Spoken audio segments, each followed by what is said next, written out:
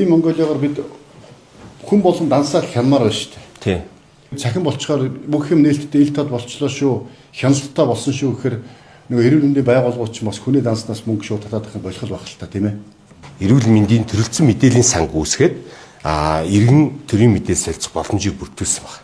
Тухайн иргэн ямар үйлдэл өнгөрсөн сард авсан гэдэг үнийн дүнтэй бүгдийг гаргаад өгчвөл тэрийгэ баталгаажуулаад аваагүй бол бид нар л зөрчлөө мэдээлдэг болгоод холбоотой илүү оновчтой зөв шийдэл юм гэж боддог. Өрхийн имлэг гэдэг агааш шатны имлэгүүд маань 550 имлэг болсон хэмжээнд байна. Тэгээ үүнээс 380 ерөөсөө огт системд холбогдоогүй 170 имлэг нь холбогдсон байгаа.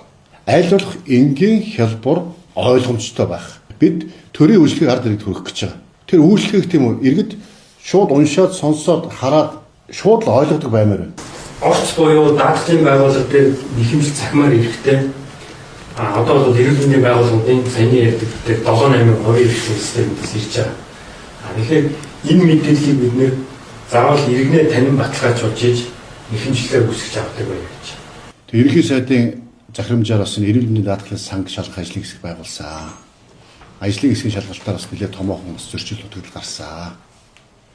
Эдгээр одоо бас эрүүл мэндийн даатгалын сангаас үзүүлж байгаа санхүүжилтийг хязгааргүй хяналтгүй дур зоргоороо зарцуулдаг эрүүл мэндийн тусламж үйлчилгээ үзүүлж байгаа байгууллагууд, эмнэлгүүд, эмийн сангууд за одоо бус байгууллагууд үнэхээр одоо бас жоохон ёроолгүй савнаас мөнгө зарцуулж байгаа адилхан зарцуулж байсан. Энэ одоо хяналт шалгалтаар тогтоогдсон. Хууль хяналтын байгууллага шилжүүлсэн байгаа. Хууль хяналтын байгууллагуудаас шалгаад холбогдоход хариуцлага байсан хүмүүст хуулийн хариуцлага тооцох байгаа. Гэхдээ ингэж хянаа шалгаад орхих биш. Өшөө цааш нь яаж боловсронгуй болгох вэ? Өшөө цааш яаж тийм үү? Хяналттай болгох вэ? Өшөө цааш нь яаж ил тод болгох вэ? Нээлттэй болгох вэ?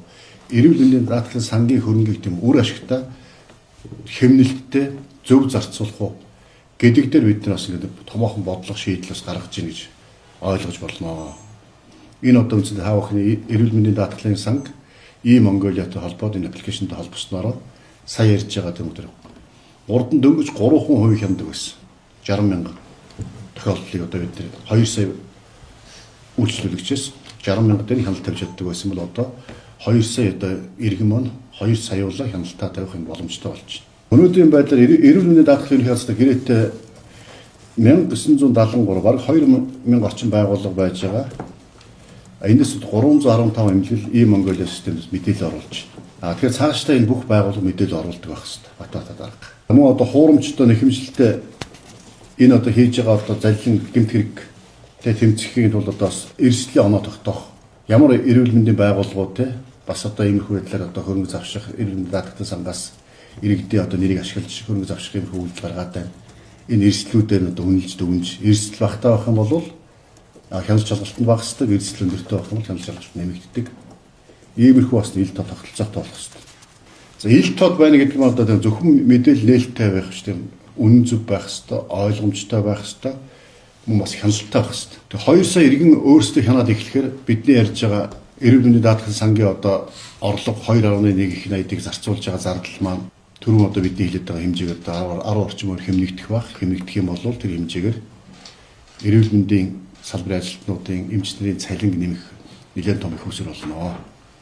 Тэгэхээр нээлттэй болгоно, ил тод болгоно, хяналттай болгоно гэдэг нь үндсэндээ бол эрүүл мэндийн даатгалын санг эрүүлжүүлж байгаа Монголиа системээр дамжуулан нээлттэй ил тод хяналттай болгож байгаа.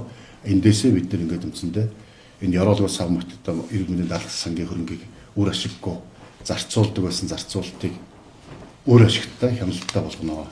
Ингээд эцсийн үр дүнд нь бол эмч нар эрүүл мэндийн салбарын ажилтнуудын цалин нөгөө 70 орчим хувиар нэмэгдүүлэх боломж бүрдэнэ.